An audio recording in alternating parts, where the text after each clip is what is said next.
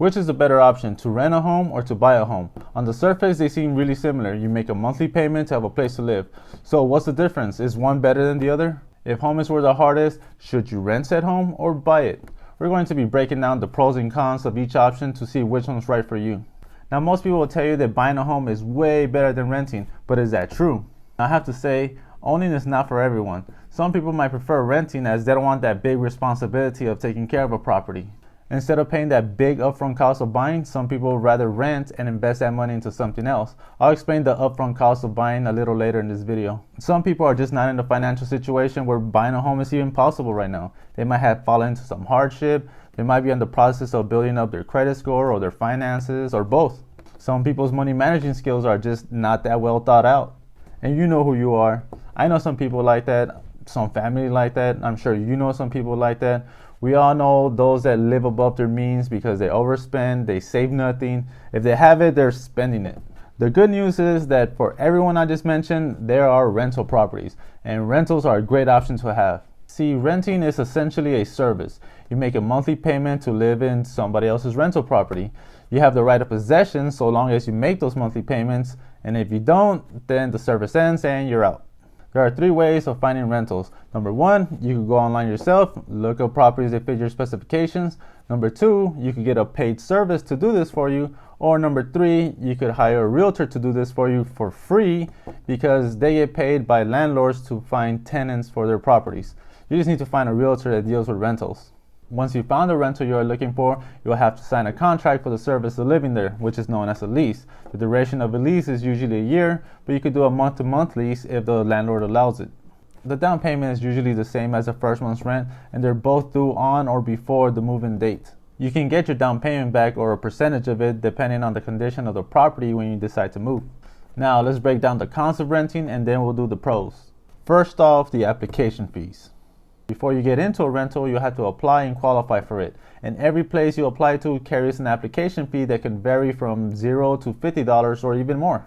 And those application fees can really add up depending on how many places you apply for. So make sure you find the rental you really want and ask questions. Ask questions on the qualification factors and make sure you meet those qualifications before you even apply.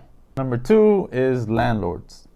You may get lucky and get a good landlord that's cool and easygoing, but as you may have experienced, and a lot of us have, sometimes you get an overbearing landlord that's over restrictive, complete.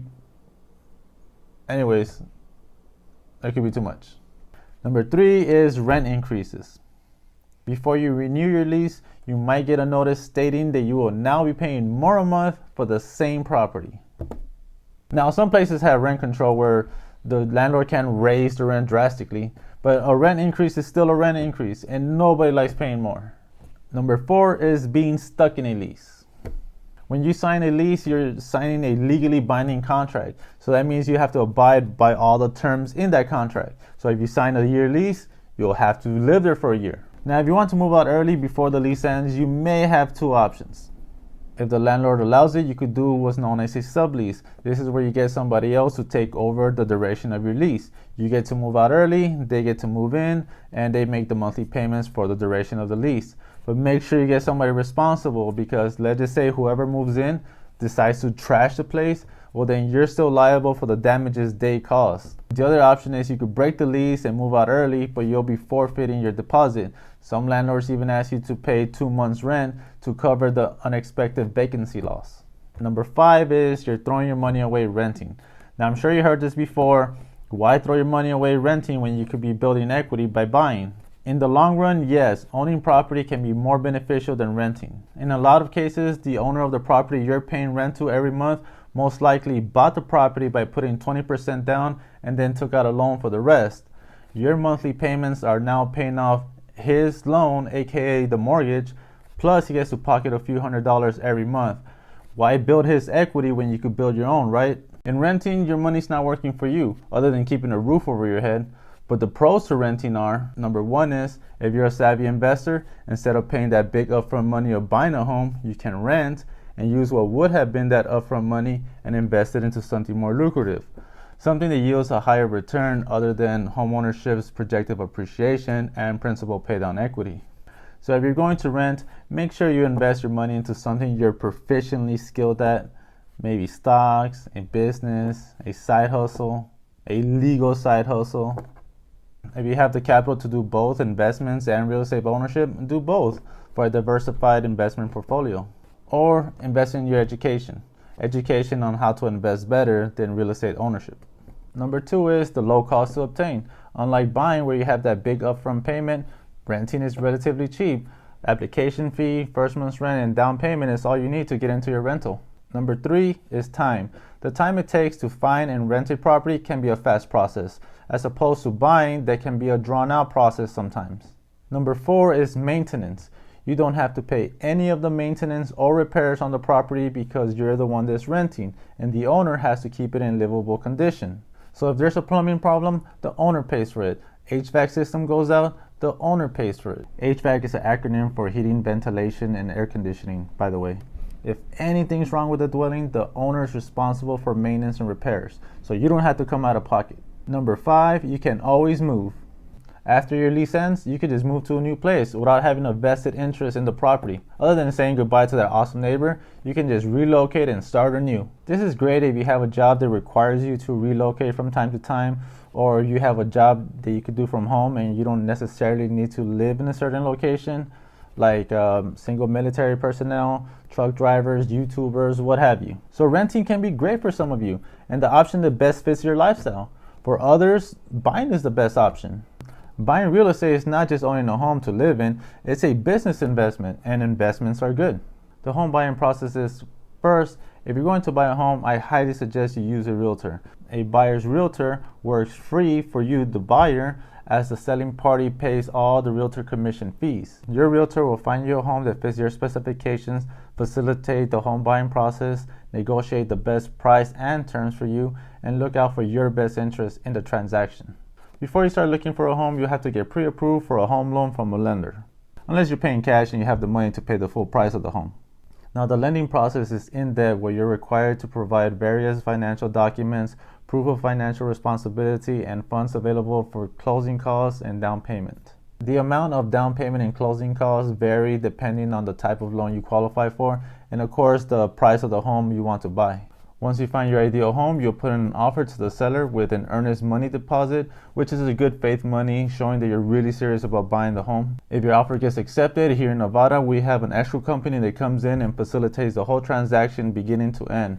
You'll get inspections done on the home, your lender will have an appraisal done on the home, and a title company ensures that the title on the property you're buying is legitimate and good to transfer. If everything checks out, escrow will come in to make sure all contingencies are met, all the legal documents are correct and signed, and all the money transfers are done. After that, boom, you get the deed to your home and you're officially a new homeowner. This is just a brief summary. I'll make another video detailing the whole buying process. Now let's talk about the cons of buying, and then we'll finish off on a good note with the pros of buying. First off, the upfront cost. The upfront money you'll need to buy a home can be pricey.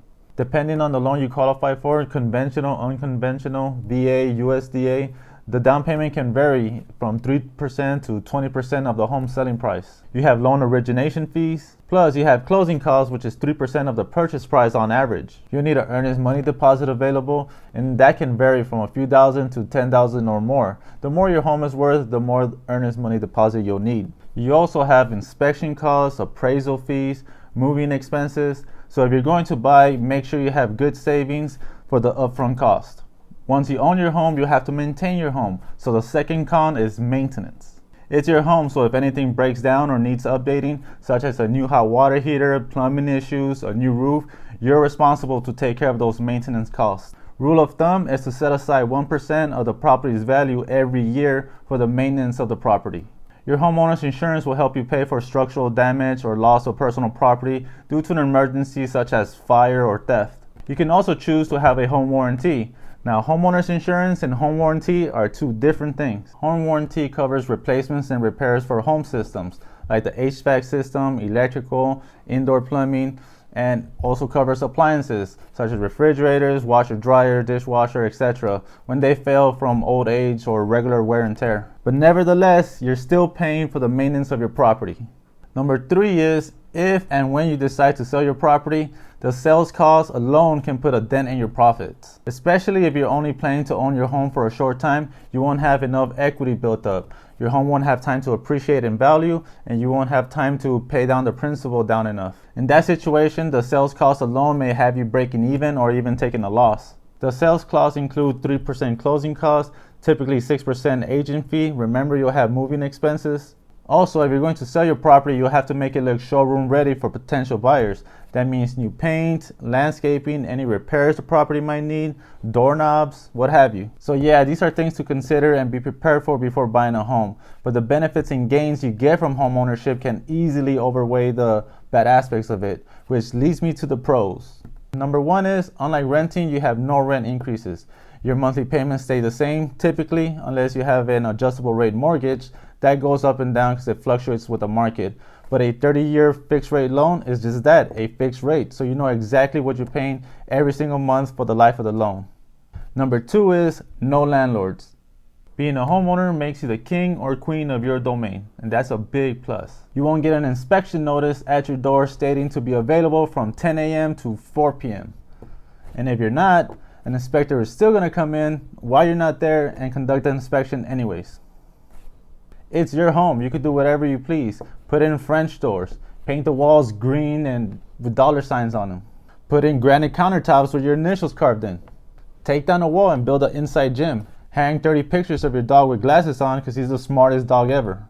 Install a oversized skylight in your ceiling even though you're afraid of aliens, but you think it looks cool. Whatever you want, it's your home, and no landlord can tell you what to do. That's my point. Number three is tax deductions. No one likes paying taxes. You pay enough taxes throughout the year buying stuff. So come tax season, you want to minimize the hit you're going to take when it's time to pay Uncle Sam. Well, with home ownership, you're afforded certain tax deductions. Deductions reduce your taxable income, which your taxes dues are calculated. These deductions vary from state to state. I'm located in Las Vegas, so these deductions are Nevada-centric, but you may have very similar deductions in your state. Now, I'm not a tax advisor or CPA, so make sure you talk to a professional in your state to make sure what deductions apply to you. The deductions you could write off are mortgage interest. You could write off the interest your lender is charging you for your mortgage loan.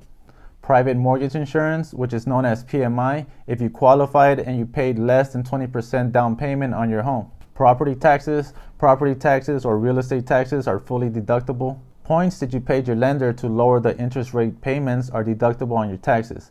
Each point is 1% of the principal loan, FYI. Home improvement loan interest. You can deduct all the interest on a home improvement loan provided the work was done as a capital improvement rather than just a repair. And you could also get tax credits.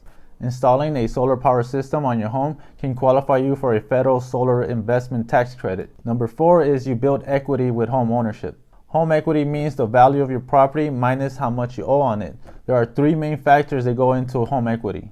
Number one is principal paydown. Every month you pay your mortgage, you're paying down a principal of your loan, increasing your equity. Number two is appreciation. That's the home's value going up as the real estate market goes up. Now, even though appreciation is not guaranteed, it tends to rise over time. So the longer you own your home, the more equity you build, especially if your city experiences a boom in growth. So you don't have to be an experienced investor. Home ownership is an investment many can do. And the third factor of building home equity is home improvements. Adding an extra bedroom, putting in a pool, updating the kitchen and restroom, anything that improves your property can add value to its equity. You can think of home equity as building a savings account just for owning a home.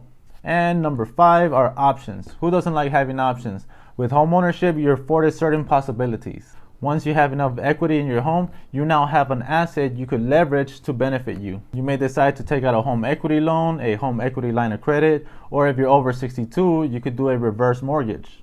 With these three options, you can pull money from your home's equity to finance needed projects, investments, or life emergencies. These three options come with a side of caution, so be careful if you do, but they're options nonetheless. And unlike renting, you own your home. You could leave it to your children and subsequent generations, leaving a lasting legacy. So for many, buying is the way to go. It's part of the American dream and a goal to strive for. If homeownership is what you want for you and your family, but you think it's beyond your reach or just unattainable because you don't have the upfront money or your credit score is not up to par, there are options out there for you. You could do what's known as a rent to own. That's when you rent a home with the option to buy at a later date. A portion of the money paid up front and your monthly rent go towards the purchase price when you're ready to buy. My final thoughts on this subject are, if you feel that buying is way too much responsibility right now, or you just prefer to rent, then go ahead and rent. If you want to and you know it's the right time to buy, then go ahead and buy. The decision is ultimately up to you, where you are in your life, your financial situation, and your plans for the future. If you are considering buying in the great city of Las Vegas, where I'm a realtor at, I would love to help you with your real estate goals. If you're located anywhere else in the United States, I have a nationwide network of great real estate agents I could connect you to. My contact information is in the description of this video, so go ahead and reach out. I'll be happy to help. And thanks for watching.